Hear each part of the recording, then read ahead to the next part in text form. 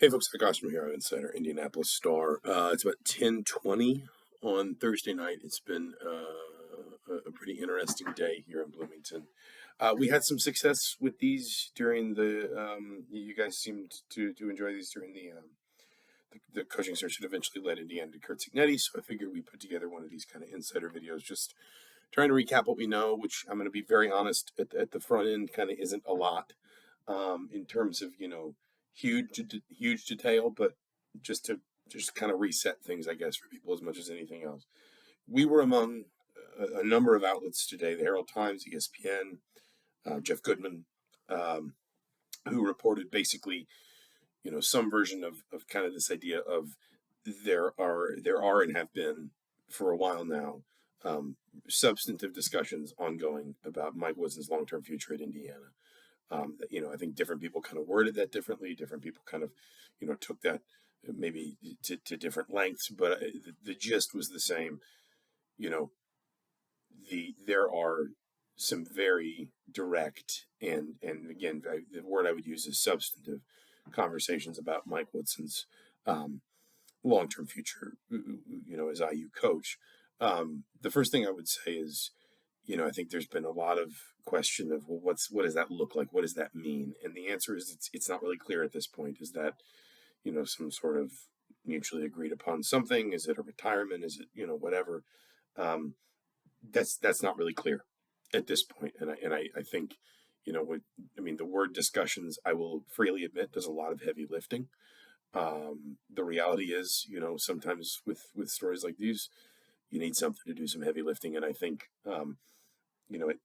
what you can say, and something I was struck by, when I was sort of reporting out this story today, and with the context of what we were able to report today, thinking back over the last, few weeks, a few games, I mean, it's a pronounced difference from a year ago, where we were able to confirm, and then I think eventually, kind of a lot of people were able to confirm that Indiana was just sort of standing with Mike Woodson. Mike Woodson would be back for a fourth year. It was later in the calendar. That was actually a month from. That was 11 months ago today, if you want to think about it. That was March 6th of last year. We're recording this on February 6th. But the point was, there was a sort of pronounced and decisive move then to say Mike Woodson will be back as the head coach at Indiana. There's no question about that. There's no, the program is moving forward with him as head coach, and obviously empowered him through the offseason, thinking about things like NIL resources and, what he needed to try and sort of bolster his roster and sort of go again, if you want to say. That is obviously not the case here. That is not the climate around, kind of what's happening, what we're talking about here. Again, what that looks like, where those discussions lead, this is as of just a little shy of 10:30 on Thursday night, is unclear. I tweeted this out a little while ago, and this is very much one of those times where you have to hedge certain things. Unfortunately, as a reporter, because stuff can change fast. But as things stand, I don't expect any resolution Thursday night. If you're watching this video Thursday night, that can get outdated fast. If you're watching it Friday morning, something might have developed in one direction or another. But the point is, this is, if you want to juxtapose, or if you want to sort of compare where the situation is now to where it was almost a year ago, you can kind of see the difference in terms of, the sort of the position of, I guess you'd say, the brain trust around the athletics department, around the basketball program. Obviously, that's going to include any number of stakeholders. There is clearly kind of just a different kind of climate around this year compared to a year ago. And so that's maybe kind of the best way to frame it that I can right now, acknowledging that there are still some blanks left unfilled, is just that, I don't think this got to this point last year. And so that kind of gives you an idea. And, you may say, well, that's obvious. And I get that.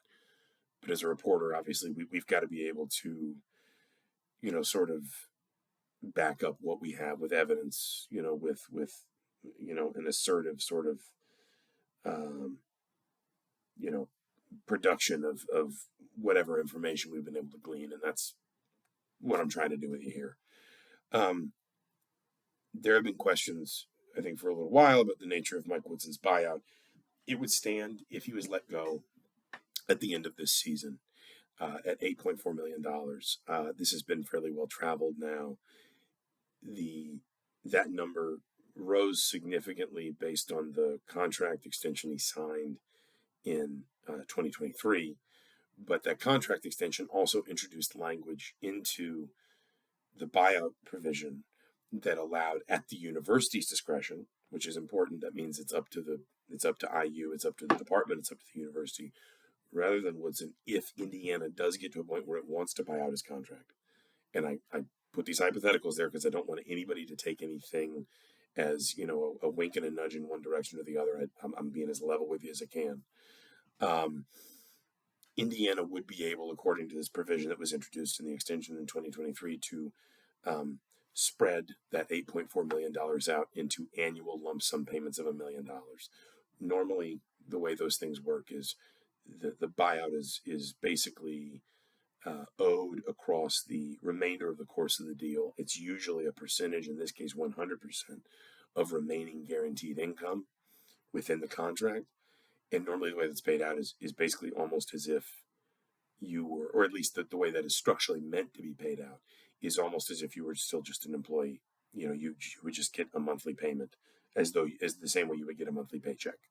And there are mitigation, clauses and things that can reduce that money if you get another job in the sport and things like that. But in the most basic terms, or in the most sort of straightforward terms, I guess is maybe the better word to use, the way those things tend to be structured is, if you have, let's say, 3 years left and the university owes you $9 million, under the terms of your buyout, you receive those $9 million across those 3 remaining years, and they're just paid out to you, usually in monthly installments. Of course, that stuff can be negotiated always.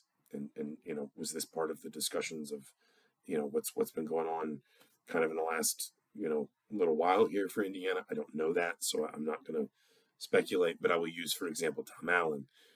Indiana owed Tom Allen more than $20 million. I want to say it was over 4 years. I'd have to go back and look at his contract. It was either over 3 or over 4 years remaining on his contract. It negotiated with Tom Allen and agreed to pay him $15.5 million in 2 installments, one immediately and then one, I think, 1 or 2 months later. Indiana's obligation to Tom Allen fell by more than $5 million. Tom Allen got the money up front. Nobody had to sort of maintain this relationship that is built up of, if you have a duty to mitigate or offset buyouts by seeking gainful employment somewhere else in your sport, then you have to report back to your former employer and provide evidence, provide proof that you sought that permission, or you not permission, excuse me, you sought, here's proof that you interviewed for this job or this job or this job. And listen, sometimes everybody just wants a clean break. And the point is that stuff can be negotiated. And the other thing I would say, and I wrote this in the story, and this is, somewhat, I will admit, somewhat speculation, but trying to frame kind of the wider question or the wider picture. I would be surprised if, in sort of any kind of negotiation, a buyout number wasn't also a starting point for something else if needs be. If that was a requirement at any point, there's already kind of a number there that everybody can start with and say, well, if this was just about termination without cause, this would be the number owed, and then it would be up to the university to determine the mechanism for how that was paid out. Would they want to pay it out? I could see a world, for example, again, hypothetically, where Indiana would want any severance that it takes on from any sport this year to be paid out by the end of this fiscal year, so that there's nothing lingering into the 2025-26 fiscal year, which of course is when we will see the introduction of revenue sharing in college athletics. So again, that is maybe me engaging in a little bit more speculation than I'm comfortable with, but just to kind of give you a little bit of context for like where that stands in terms of Mike Woodson's buyout and how that could be a factor. When does all this kind of come to a head? I don't know. I don't think there is any avoiding the potential awkwardness of Saturday when Dusty May comes to Bloomington. And that's not even suggesting that the job will come open, or that if the job came open, Dusty May would be the top candidate or whatever. It is simply that uh,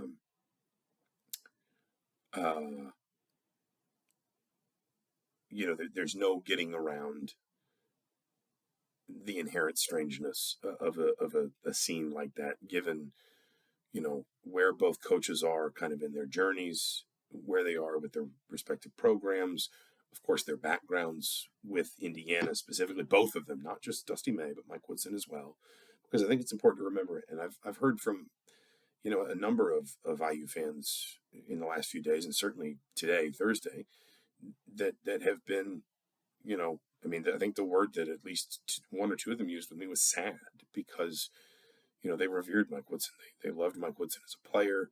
They loved him as sort of a former player, as an alumnus, as a representative of the university and of the program and everything. And they really are sad to see kind of the direction that the whole thing is taken on the court.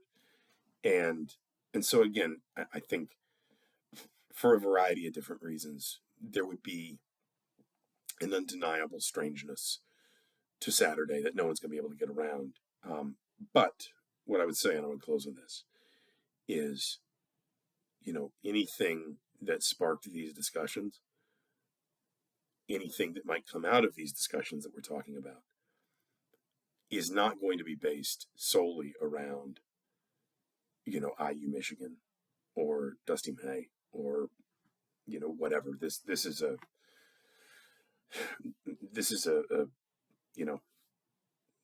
sort of seeing the whole picture. Forgive me, it's been a long day. It's 10:30 at night. I don't have the best words in my arsenal right now. But this is about the wider picture. It's not just about Saturday. Is Saturday a catalyst for it? I don't know. I don't want to go over, out on a limb for that.